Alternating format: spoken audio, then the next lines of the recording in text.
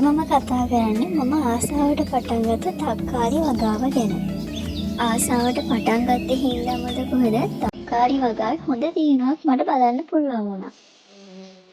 තක්කාලි වගාව ගැන වීඩියෝස් මුකුත් මම ගත්තේ නැහැ. මොකද මම vlog එකක් කරනවා කියලා හිතලා වීඩියෝස් කරපු නැති නිසා.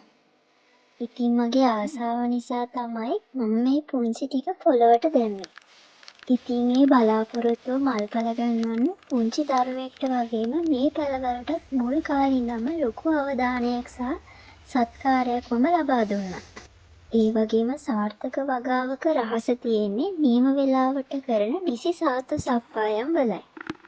දවසින් දවස ගස් වැඩෙද්දී මහන්සිය කොහෙන් ගියාද කියලා හිතෙනවා.